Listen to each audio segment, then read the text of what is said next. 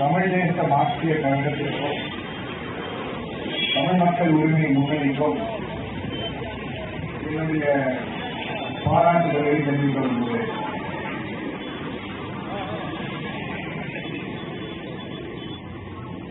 தோழர் தியாகு அவர் பேசுவதை கேட்பதற்காக நீங்கள் எல்லாம் அமர்ந்திருக்கிறீர்கள். ஆகவே மிக சுருக்கமாக நான்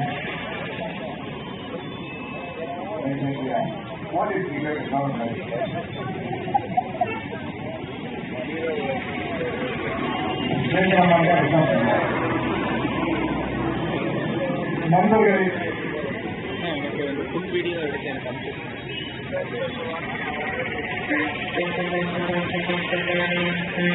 நான் இந்த கூட்டத்திற்கு வருகை புரிந்ததற்கு முக்கியமாக ஒரு காரணம் உண்டு. காவல்துறையுடன் ஒரு நேரடி உரையாடல் நடத்துவதற்காக உங்கள் கூட்டத்தின் மூலமாக நடத்துவதற்காக தான் நான் வருகை புரிந்தேன். நேரடியாக இந்த மாவட்டத்தில் இருக்கக்கூடிய காவல்துறை கண்காணிப்பாளரோ மாவட்ட ஆட்சியாளரோ பொறுப்பில் இருக்கக்கூடிய யாரோ என்னை தொடர்பு கொள்ளவில்லை.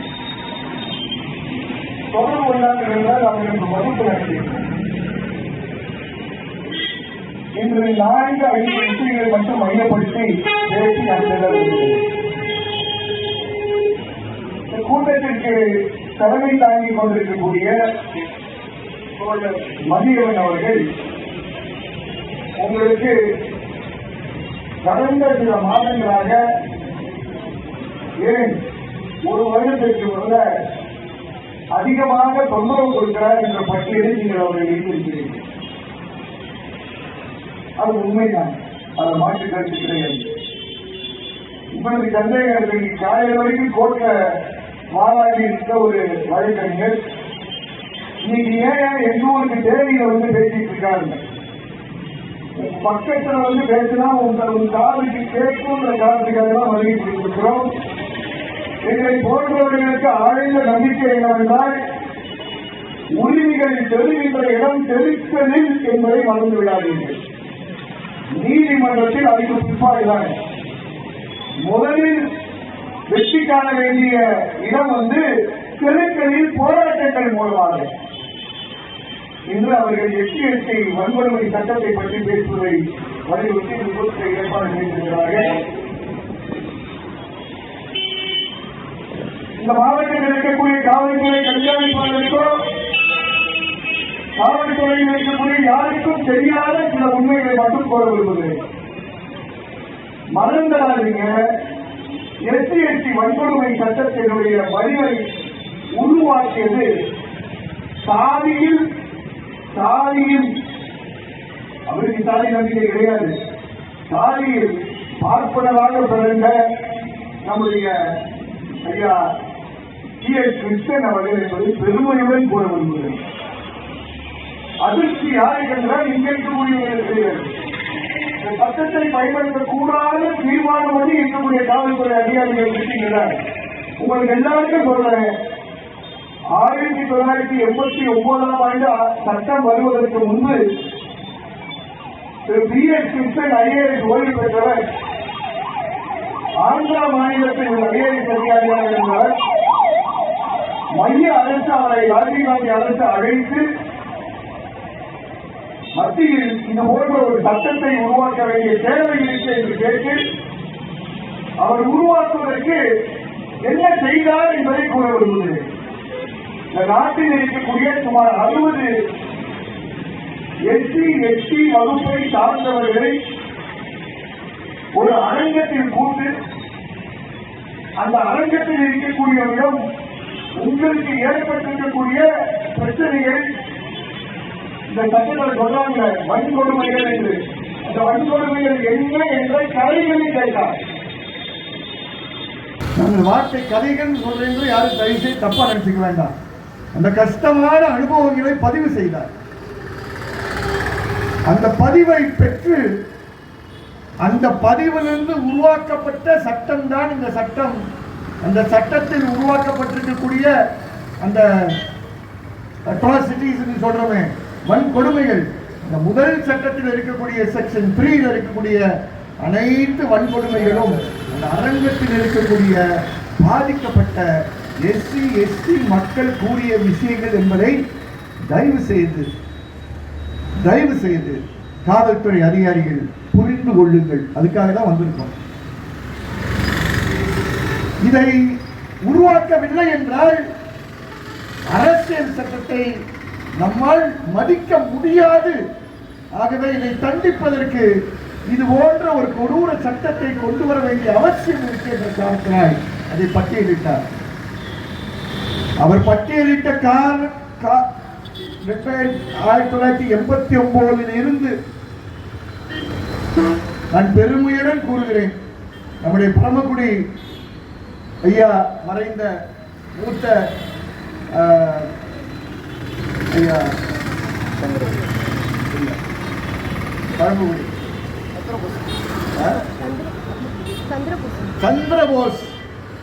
சந்திரபோஸ் அவர்களுக்கும் விசிக கட்சியினுடைய தலைவர் ஐயா திருமாவளவன் அவர்களுக்கும் ரொம்ப தாழ்மையுடன் கூறுகிறேன், இந்த சட்டத்தை எடுத்து கூறி இந்த சட்டத்தை நீங்கள் நடத்துகின்ற இயக்கங்கள் கொண்டு செல்ல வேண்டும் என்ற கோரிக்கைகளை பயிற்சிகள் மூலமாக கொண்டு சென்றேன் என்பதை கூற விரும்புகிறேன்.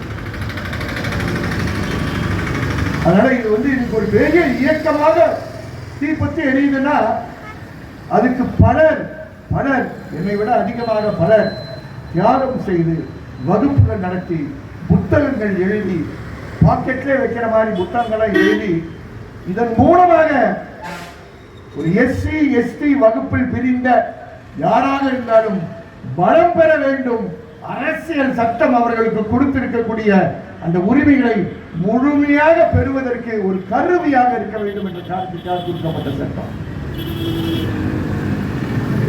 இது போதாதுன்னு சொல்லி 2014ஆம் ஆண்டு 13ஆம் ஆண்டிலிருந்து 10 தொடர்ந்து 1989ஆம் ஆண்டு கொண்டு வந்த சட்டம் ஒழுங்கா வேலை செய்யலையே. ஆகவே இதில் தண்டனைகள் பெற்றுக் கொடுக்க முடியலையே என்று தேசிய ரீதியில் பலர் பணி செய்தோம். அந்த பணி செய்தவர்களில் இதே PS கிருஷ்ணன் தான் தலைமை தாங்கினார். நானும் அவருடன் இணைந்து பணியாற்றுகின்ற ஒரு அருமையான வாய்ப்பு கிடைத்தது என்பதை பெருமையுடன் கூறுகிறேன். அதனால்தான் இந்த 2015 கொண்டு வரப்பட்ட திருத்த சட்டம் என்பதை கூறுகிறேன். 2014ஆம் ஆண்டு காங்கிரஸ் ஆட்சியில் அது ஒரு ஆர்டினன்ஸா கொண்டு வரப்பட்டு 2015ஆம் ஆண்டு பிஜேபி ஆட்சியில் அது சட்டமாக கொண்டு வரப்பட்டது. அதற்கு பின்பு அந்த சட்டத்தை அமலாக்கம் செய்யும் போது உச்ச நீதிமன்றத்தில் இருக்கக்கூடிய நீதிபதிகள் வேற யாரும் கிடையாது. சாதிய உணர்வு யாருக்கெல்லாம் இருக்குன்னு நம்ம பேசிட்டு இருக்கோம் பார்த்தீங்களா, அதை சொல்லாமல் சொல்லுகிறேன். அந்த நீதிபதிகள் கொடுத்த தீர்ப்பில் எஸ்சி எஸ்டி வன்கொடுமை சட்டத்தில் கண்டிப்பாக பிரிலிமினரி என்கொயரி நியமிக்க வேண்டும் என்று அவர்கள் முடிவு செய்த பொழுது தேசத்தில் பலர் உயிரிழக்கிற அளவிற்கு போராட்டம் நடந்தது என்பது சத்தியம். அதன் விளைவாக வேற வழியே இல்லாத காரணத்தினால்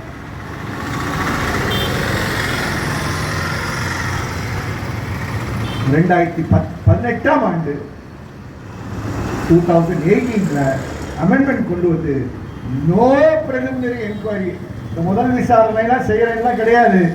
எஸ்சி எஸ்டி வன்கொடுமை சட்டத்தில் வழக்கு பதிவு செய்தீர்கள் என்றால் கொடுத்தார்கள் என்றால் பதிவு செய்து விசாரணை செய் என்பது மட்டும்தான் கட்டளை என்பதுதான் 2018.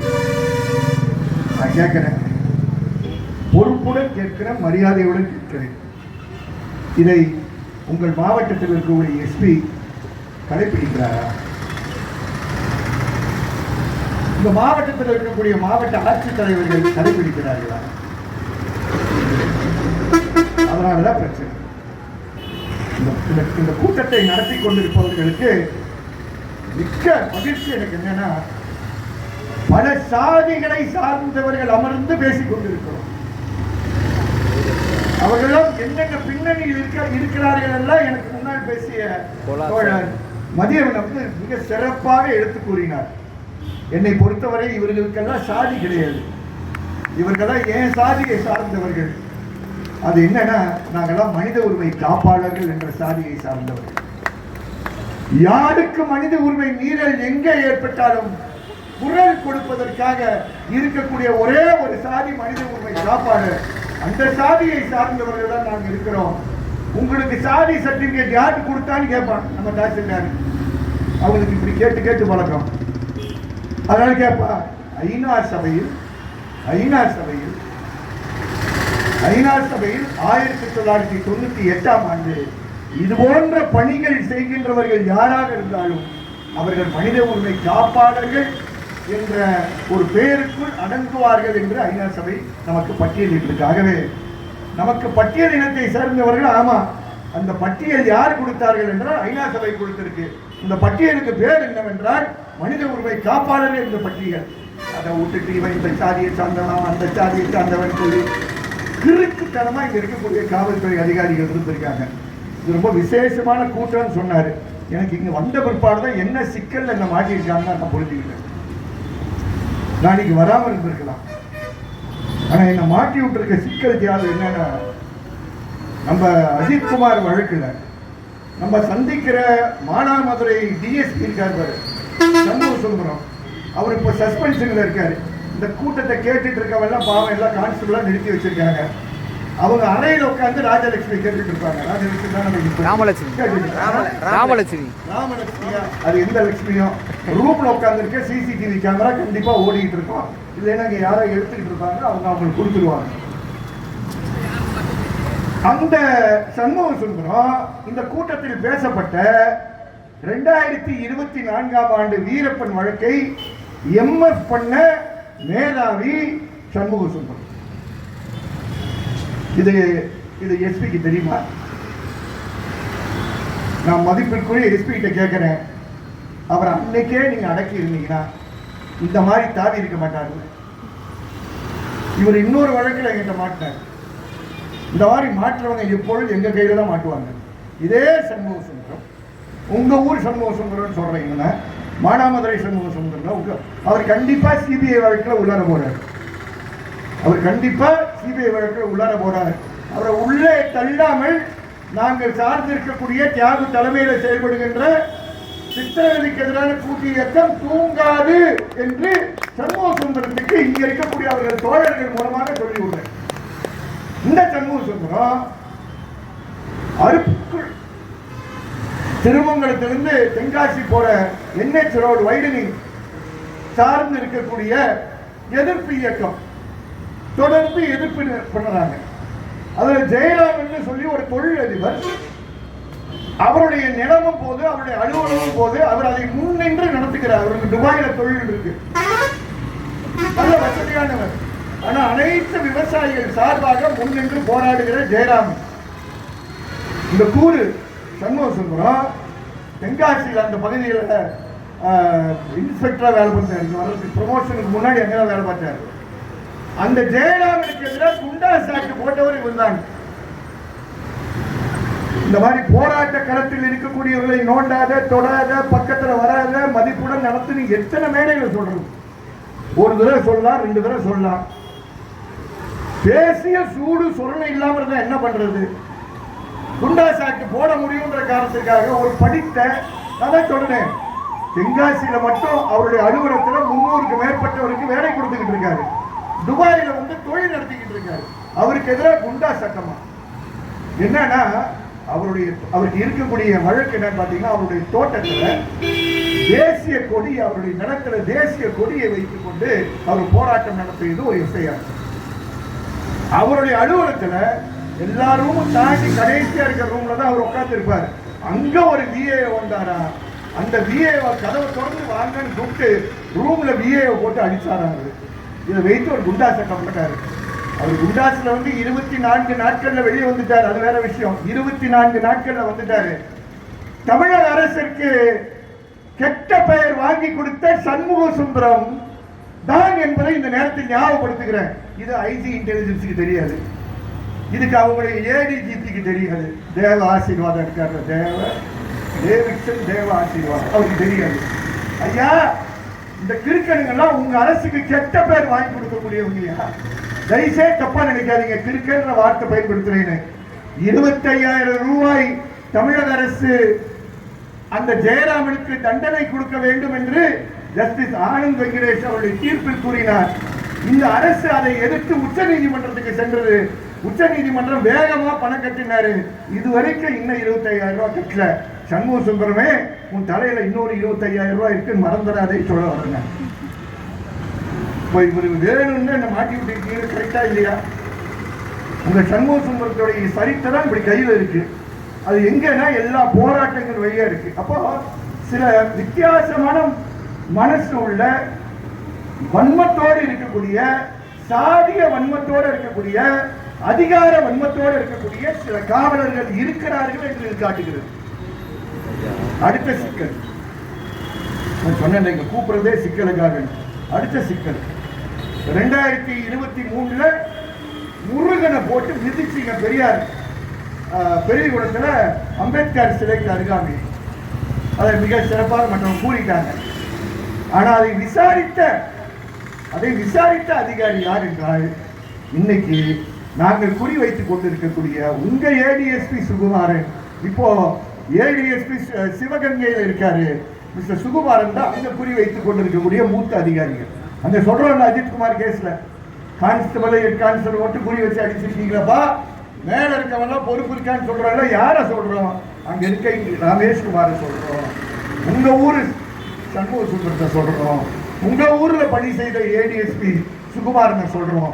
தயவு செய்து இதை கேட்கக்கூடிய காவலர்கள், இதை கேட்கக்கூடிய இன்டெலிஜென்ஸ் சொல்லுவாங்களே, இல்லாத உளவுத்துறை இல்லை இன்டெலிஜென்ஸ் சொல்றாங்க, ஆங்கிலத்தில் வேணும்னு சொல்றாங்க, இன்டெலிஜென்ஸ் மேலேயே இல்லாமல் குறிப்பெடுப்பார்கள். எனக்கு இன்டெலிஜென்ஸுக்கு எனக்கு வந்து ஒரு 40 வருஷம் பழக்கம் இருக்கு. 1-2 இல்லை, 40 வருஷம். நான் சட்டக்கல்லூரியில படிக்கும் போதே பந்தபஸ்தோட படிக்கிறேன். அதுக்காக உங்க மேல இவ்வளவு கேஸ் இருக்கக்கூடாது. என் வீட்டு வாசல்ல எங்க மனைவிக்கு பெருமை என்னன்னா, எப்பொழுதும் ஒரு டியூ பிரான்ச் ஹெட் கான்ஸ்டபிள் எப்பொழுதும் இருப்பார். அவர் இன்னைக்கே என்னுடைய நண்பர், 94 வயசு அவருக்கு. இன்னைக்கே என் நண்பர். அவருடைய சொந்த மகன் என்னுடைய ஓட்டுநரா வேலை செய்தார். அப்புறம் இறந்துட்டார், அது வேற விஷயம். ஆகவே காவல்துறைக்கு எதிரானவர்கள் நாங்கள் கிடையாது. காவல்துறையில் இருக்கக்கூடிய இன்டெலிஜென்ஸ் வேலை செய்ய வேண்டும். ஆனால் இன்டெலிஜென்ஸோட வேலை செய்யணும். இன்னும் பாதி நேரத்தில் அந்த இன்டெலிஜென்ஸ் இல்லாமல் வேலை செய்கிறீர்கள். அதில் முதல்ல ஒரு உண்மை எழுதி கொள்ளுங்கள். இந்த மாவட்டத்தில் தயவு செய்து இந்த கூட்டத்தை ஏற்பாடு செய்திருப்பவர்களை தப்பு கணக்கு போடாதீர்கள். இவர்கள் எல்லாம் மனித உரிமை காப்பாளர்கள் என்று மறந்து விடாதீர்கள். அவர்களுக்கென்று சொந்தமாக எந்த விஷயத்துக்கும் வரமாட்டாங்க. என்ன மாதிரி இல்லை, என்ன மாதிரி. நான் அஜித்குமார் ஜாதியை சார்ந்தவனா? அஜித்குமாருக்கு ஒரு சாதி இருக்கு, அந்த சாதிக்கு நிறைய பேர் வந்து நின்னாங்க. சாத்தாங்குளத்துக்கு போனா 22ஆம் தேதி சாத்தாங்குளத்துக்கு போனேன். சாத்தாங்குளத்தில் அந்த சாதியை சார்ந்தவர்கள் நின்று எங்கள் சாதி அப்படின்னாங்க. நான் அப்புறம் மேடையில ஏறி நீதா பாண்டியன் பக்கத்திலே இருந்தார். சொன்னேன், ஐயா தயவு செய்து எங்க சாதி உங்க சாதி, எங்க மதம் உங்க மதம், எங்க இனம் உங்க இனம்லாம் பேசாதீங்களா. இதை தாண்டி நிற்கக்கூடியவர்கள் தான் நாங்கள் இருக்கிறாங்க சொன்னோம். இது 22ஆம் தேதி சொல்லிட்டு சாத்தாங்குளம் காவல் நிலையத்துக்கு போனேன். அங்க ஒரு 20 பொம்பளை பிள்ளைங்க காக்கி சட்டை போட்டு அப்படியே சுற்றி எங்களை வளைச்சு சாத்தாங்குளம் காவல் நிலையத்துக்கு நீ வரக்கூடாதுன்னு தடுக்கினார்கள். இப்ப நான் போய் இங்க தேனியில் இருக்க போலீஸ் ஸ்டேஷனுக்கு நான் வரேன். நான் இப்ப எஸ்பிக்கு சவால் விடுறேன். சாத்தாங்குளம் போலீஸ் ஸ்டேஷனுக்கு நாங்க போகணும்னு சொன்னதுக்கு ஒரே ஒரு காரணம், போலீஸ் ஸ்டேஷன் வாசல்ல சிசிடிவி கேமரா உட்படுத்தப்பட்ட காவல் நிலையம் இதுன்னு நீங்க சொல்லியிருக்கீங்களா இல்லையா, போஸ்டர் ஒட்டி இருக்கியா இல்லையா பார்க்கறதுக்காக தான் வந்து. இன்னைக்கு வராதீங்க. இன்னைக்கு ரொம்ப முக்கியமான நாள் எங்களுக்கு போர்காஸ்ட் பண்ணியிருக்குன்னு சொல்லி அங்க இருக்கக்கூடிய டிஎஸ்பி சுகுமாரன் சொன்னார். என்னங்க போர்காஸ்ட்? முருகன் கான்ஃபரன்ஸ் மதுரையில் நடக்குதுன்னாரு. நாங்க இருக்கிறது சாத்தாங்குளத்தில். சரி, முருகன் கான்ஃபரன்ஸுக்கு எங்களுக்கு சம்மந்தம் இல்லைக்கா, அதை விடுங்க. முருகன் கான்ஃபரன்ஸ் எங்களால தான் நடக்குது. நாங்க திருப்பரங்குன்ற விஷயத்துல நாங்க எல்லாரும் சேர்ந்து கூட்டு இயக்கம் நடத்திட்டு இருக்கிறதால முருகன் கான்ஃபரன்ஸ் நடக்குது. அதுக்கு நாங்கள் எந்த தொந்தரவும் பண்ண மாட்டோம். அது நடத்துறவங்க நடத்துக்குன்னு சொல்லி இப்போ அவங்க மேலே ஒரு எஃப்ஐஆர் வேலை போட போட்டுருக்கு. அது வேற விஷயம். ரெண்டாவது என்னங்கன்னா விஜயோடைய பிறந்த நாளுக்கு இன்னைக்கு சரி பிறந்த நாளுக்கு நாங்கள் சேர்ந்து வாழ்த்திடுறோம், கவலைப்படாதீங்க. மூணாவது என்னங்க சாத்தாமலை கேஸ் விஷயமா இப்போ தான் மீட்டிங் நிறைய அந்த மீட்டிங்கில் நான் பேசித்தானே வரேன். உங்கள் பின்னாடி ஒரு 150 பேர் வந்தாலும் வருவாங்க. மொத்தத்தில் எத்தனை பேர் இருக்காங்க பாருங்க, 150 பேராக வர போகிறாங்க அப்படின்னு சொல்லி ஒரு டிஎஸ்பிக்கு எனக்கு சொல்லி கொடுக்க வேண்டியது இருக்கு. எந்த காலகட்டத்திலையும் சிசிடிவி கேமரா சார்ந்த போஸ்டர் கிடையாது, சாத்தாங்குளத்திலையும் கிடையாது, நேற்று போய் பார்க்கிறேன் திருப்பூரத்திலும் கிடையாது. உங்க ஏடிஎஸ்பி சுகுமாரன் அங்க இருந்த மரியாதை நிமித்தம் காவல் நிலையத்துக்கு வெளியே நின்றுட்டேன். நீங்க போறதுக்கு முன்னாடி வெள்ளிக்கிழமை வேணாம், ஒரு ஏடிஎஸ்பி இருக்கார் இருக்கட்டும். ஏற்கனவே நமக்கு நிறைய நட்புகள்லாம் இங்கே இந்த மாவட்டத்தில் இருக்கு. அந்த மாவட்டத்தில் புதிய உறவுகள்லாம் உண்டாக்க வேண்டாம்னு அவர் கூப்பிட்டு விட்டார். நான் போனேன். போகும்போது நான் ரகசியமாக அவர் காதில் சொன்னது, சார் என்னிடம் வந்திருக்கக்கூடியவர்கள் இந்த போலீஸ் ஸ்டேஷனில் ஃபோட்டோ எடுக்கணும்னு சொன்னாங்க. நான் தான் வேணாங்க, இந்த போலீஸ் ஸ்டேஷனை திருப்பி பாருங்க, எங்கேயாவது போஸ்டர் இருக்காங்க, உடனடியாக போஸ்டர் வச்சிடறேன் சார் அப்படின்னு. எதுக்கு சொல்கிறேன்னா கற்றுக்கவே மாட்டீங்க. நீங்கள் சிசிடிவி கேமரா பற்றி நான் சொல்ல தேவையில்லை. உங்கள் ஆட்கள் என்னை விட நல்ல விளக்கமாக சொல்லிட்டாங்க. இதை விட சட்டத்தை உங்களுக்கு வேற யாரும் விளக்கமாக சொல்ல முடியாது. நான் ஒரே ஒரு கேள்வி கேட்குறேன், இந்த district level oversight committee இங்கே இருக்கா இல்லையா? ஒன்று நீங்களே அதை செயல்படுத்துறதுக்கு ஆரம்பிங்க. நான் வழக்கறிஞர் செல்வகுமார் பற்றி இன்னும் பேச ஆரம்பிக்கிறேன், இப்போ தான் ஆரம்பிக்க போகிறேன். அவர்கிட்ட நான் இப்பயே கேட்டுட்டேன், நீங்கள் போட்டிருக்கக்கூடிய 70 மனுக்களுடைய நகலை கொடுங்கன்னு கேட்டுட்டேன். கண்டிப்பா எஸ்பி சார், கலெக்டர் மேடம்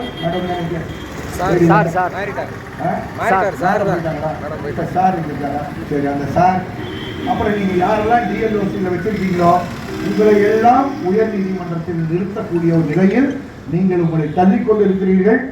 ஏதோ முருகன் கேஸ் மாதிரி இது எதாவது போய் நடுவில் போய் மாட்டிக்கிட்டு அப்படியே உட்காந்துன்னு நினைக்காதீங்க. இப்போ முருகன் கேஸ்லாம் தூசி தட்டி எழுப்பி மேலே வர்ற நேரம் வந்துருச்சு. ஏன்னா உயர்நீதிமன்றத்துக்கும் ஒரு ஒரு வீரம் வந்துருச்சு. பார்த்துருப்பீங்க. அப்போ முருகன் வழக்குக்கும் அதே போன்று நடக்கும் என்று மறந்து விடாதீர்கள்.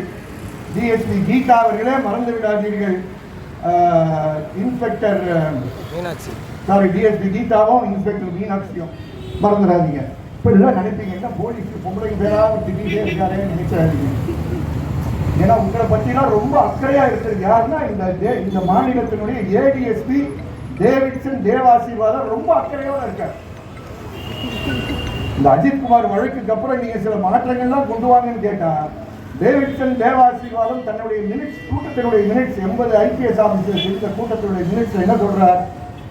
ஒரு போலீஸ் ஆபீசர் உமனா இருந்தார், பெண்ணாக இருந்தார், அவர்கள் பிரசவத்தில் இருந்தால் செய்து அவர்களுடைய சொந்த ஊருக்கு டிரான்ஸ்பர் கேட்டா கொடுத்துருக்காங்கிறார். ஏயா இது வரைக்கும் அதை நீ செய்யவே இல்லைன்னு அர்த்தம். அப்போ பெண் காவலர்களுக்கு எதிரான நடவடிக்கை எடுக்கக்கூடிய காவல்துறையில கீதா அம்மாவும் மீனாட்சி அம்மா அப்புறம் இப்போ யாரும் எங்களுடைய ராமலட்சுமி அம்மாலாம் இருக்கீங்க. உங்களை பாதுகாக்கிற காவல்துறையா இருந்ததுன்னா, உங்களை மதிக்கின்ற காவல்துறை அரசா இருந்தா இந்நேரம் இந்த கேஸுடைய இன்வெஸ்டிகேஷன் என்ன சொல்லியிருப்பாங்க?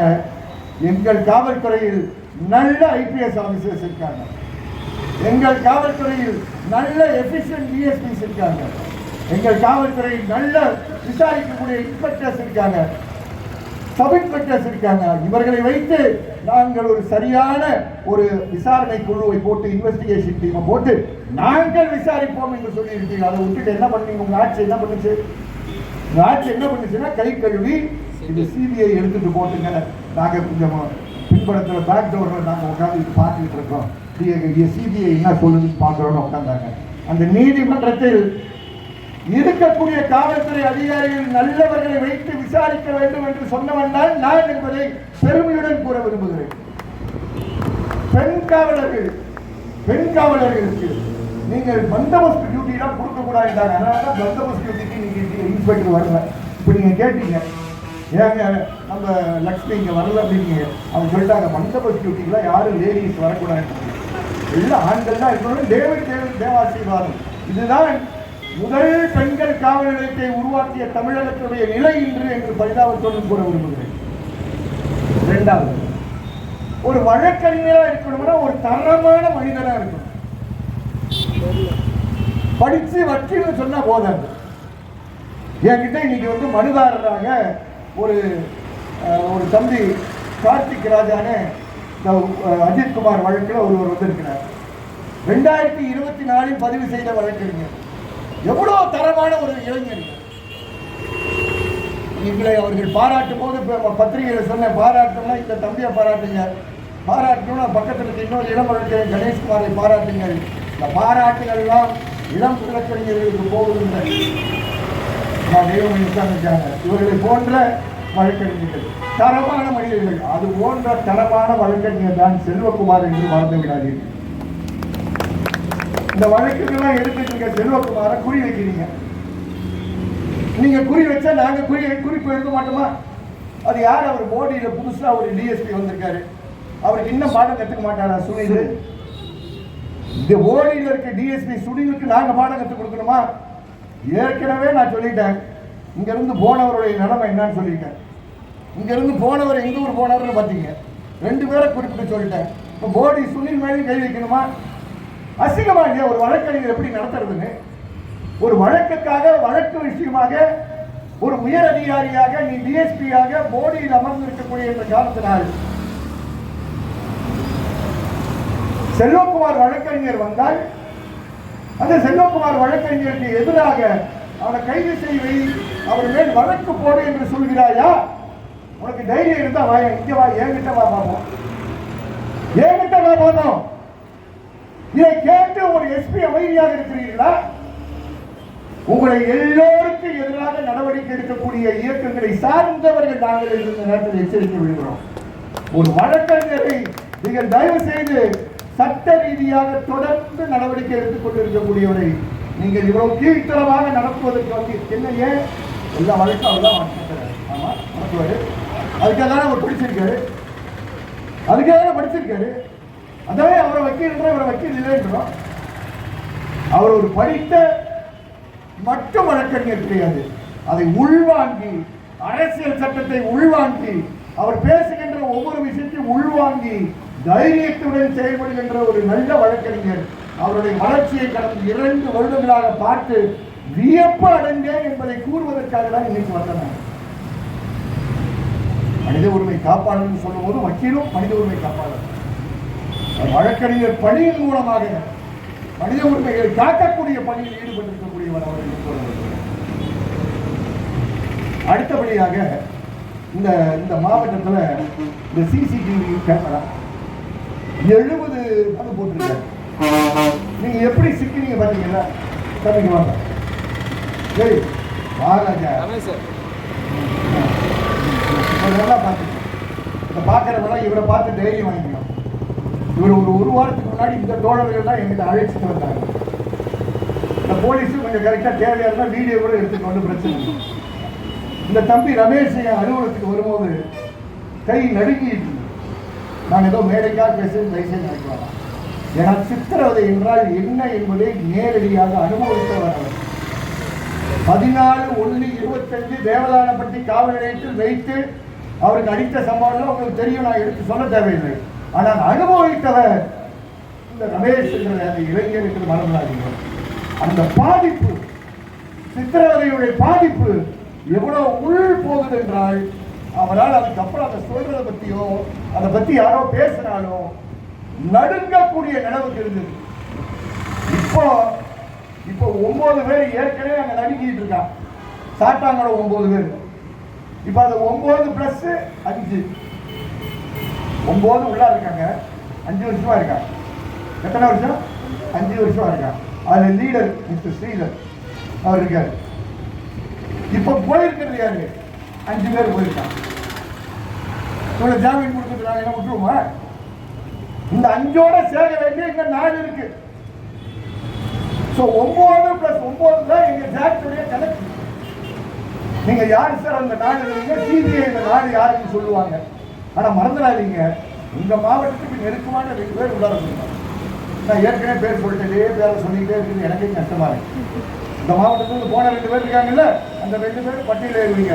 தேனி மாவட்டம் என்பது தொடர் காவல்துறை சித்திரவதைக்கு ஒரு குறிப்பிட்ட மாவட்டமாக மாற்றி இருக்கிறீர்கள் என்று வருத்தத்துடன் கூறுகிறேன். அதான் ரமேஷ், அதை திருத்துவது, இந்த மாவட்டத்தை திருத்துவதற்கு சிசிடிவி கேமராவை மதிக்காத ஒரு மாவட்டம். 70 பேர் கேட்டிருக்காங்க, 70 பேருக்கு நீ கொடுக்கல. யார் மாட்டினா? சம்பந்தமே இல்லாம சட்டமே தெரியாத நான் வார்த்தையை வெளியே சொல்லி பயன்படுத்துறது தப்பு. ஆனால் முட்டாளா இருக்கக்கூடிய யாரோ ஒரு ஆள் இவருடைய உண்மையான வீடியோ வெளியேற்றி யார் மாட்டினா? அப்துல்லா மாட்டினாரு. அப்புறம் 4 பேர் மாட்டாங்க. அதை மாற்றுவதற்கு காரணமான இளைஞர் யார்? நம்முடைய ரமேஷ்.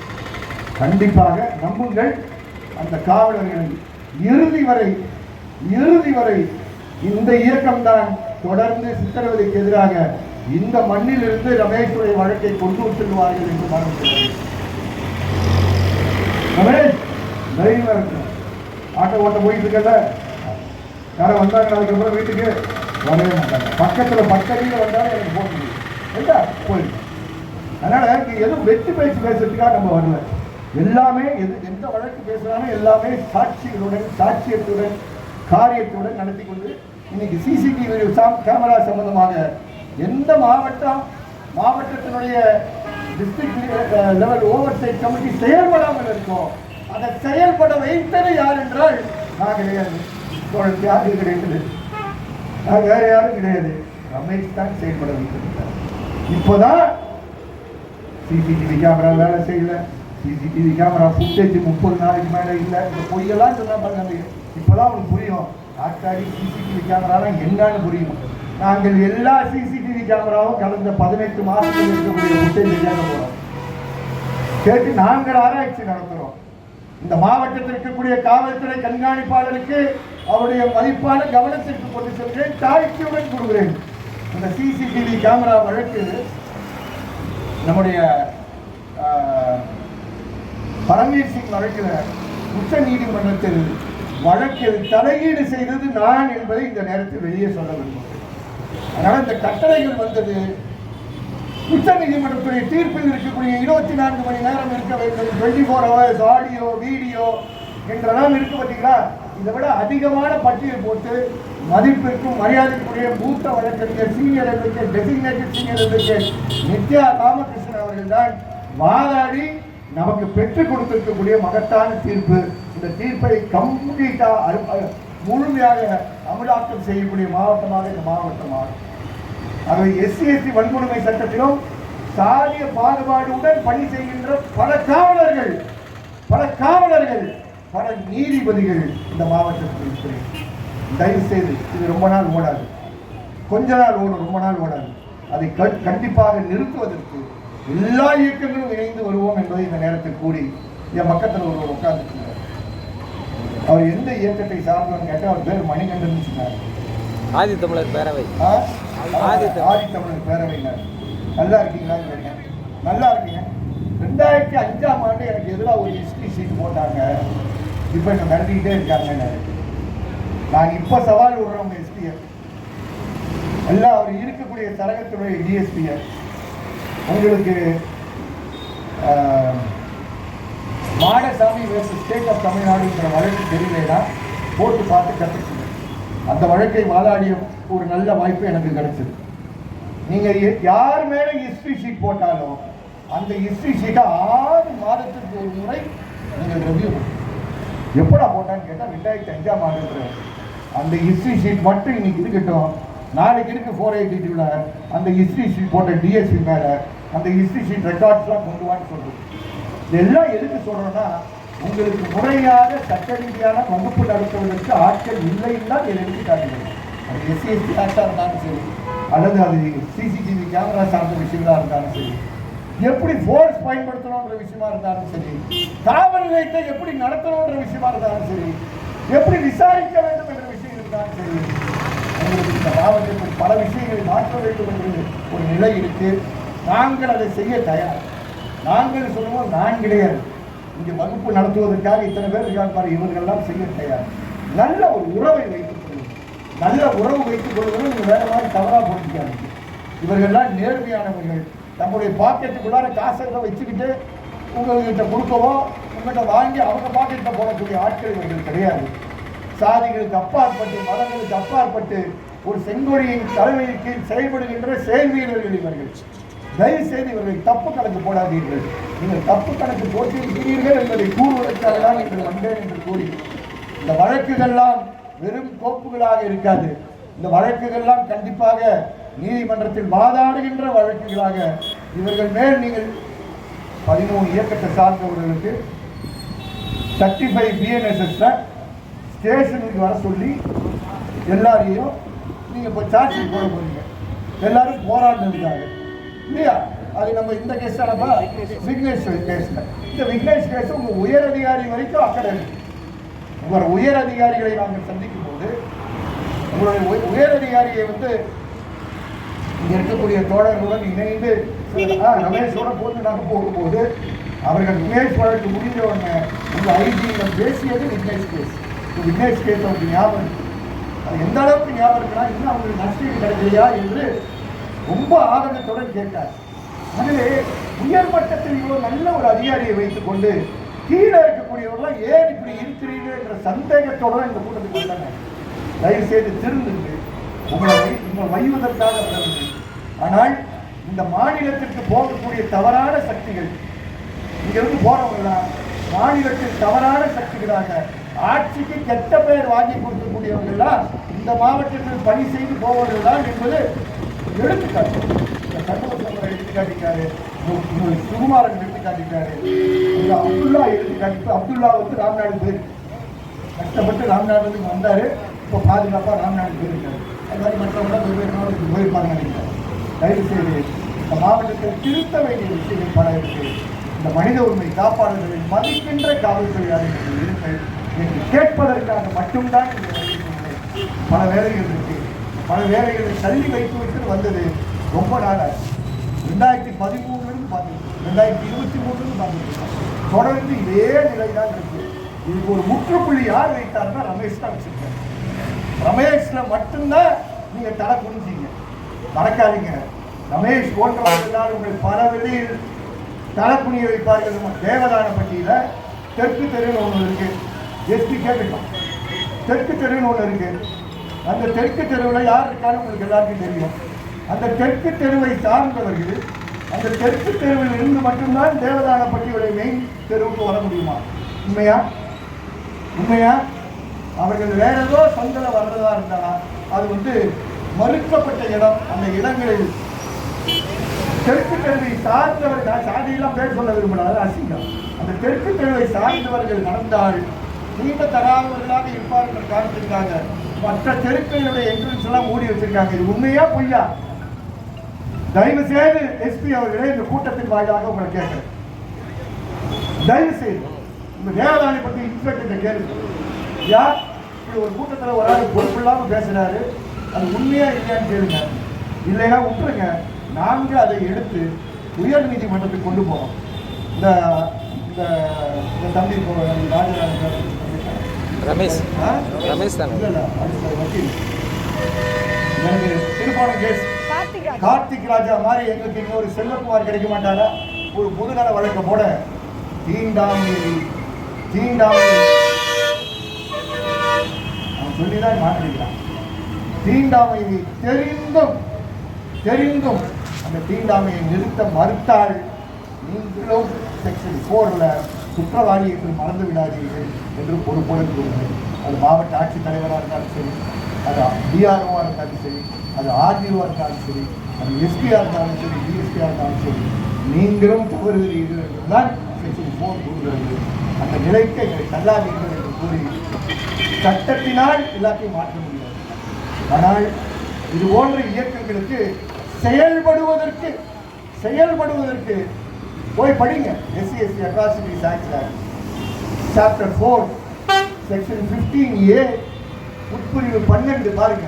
அந்த உட்பிரிவு 12 என்ன சொல்லிருக்குன்னா, இந்த மாதிரி பாதிக்கப்பட்ட நபர்களுக்காக பணியாற்றுவதற்கு சமூக சேவை செய்கின்ற நபர்கள், வழக்கறிஞர்கள், இவர்கள் எல்லாம் உதவுவதற்கு உரிமை உண்டு என்று கூறுகிறார்.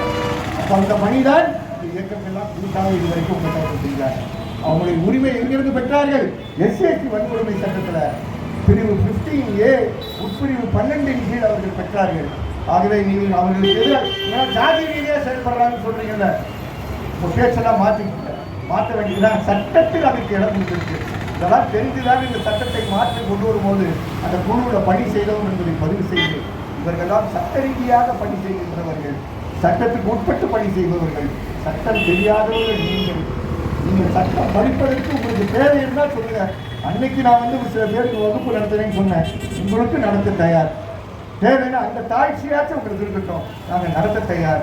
தெரிந்து இந்த தேனி மாவட்டத்தில் சாதிய வன்கொடுமைகள் குறைவதற்கு உங்கள் செயல்பாடு காரணமாக இருக்கிறோம். தொடர்ந்து அதே சாதிய வன்மத்துடன் செயல்படுகின்ற காவல்துறை அதிகாரிகளாக இருக்க வேண்டாம் என்பதை கூறி இந்த கூட்டத்தை ஏற்பாடு செய்தவர்களுக்கு நன்றி கூறி, தயவு செய்து அதை தப்பாக எடுத்துக்கொள்ள வேண்டாம். நான் அலுவலகத்தை விட்டு வெளியே வந்து இந்த கூட்டத்தினுடைய முக்கியத்துவத்தை தெரிந்து வந்தேன். தயவு செய்து இதில் ஏதாவது காவல்துறையில் மாற்றம் வரும்னு எதிர்பார்க்குறேன். உங்களுக்கு நம்பிக்கை இருக்கோ இல்லையோ, எனக்கு நம்பிக்கை மட்டும்தான் மூலதனம், வேற மூலதனம் கிடையாது. ஆனால் அந்த நம்பிக்கையில் போகிறோம். ஆனால் இங்கேருந்து தப்பிச்சாங்கன்னா, தேனியை விட்டு தப்பிச்சாங்கன்னா மதுரையில் நாங்கள் பிடிச்சிருவோம். மதுரையில் பிடிச்சிருவோம். மதுரை, சிவகங்கை, நாங்கள் எப்படி பிடிச்சிருவோன்றது எடுத்து காட்டிட்டோம். அதை செய்து காட்டுவோம். நாங்கள் தனியாக செய்கிற வேலை இல்லை. நாங்களாம் சார்ந்து இருக்கக்கூடிய சித்திரவதைக்கு எதிரான கூட்டு இயக்கம், கூட்டாக அவர்களை கூண்டில் ஏற்கும் என்பதை மட்டும் கூறி விடைபெறுகிறேன். நன்றி.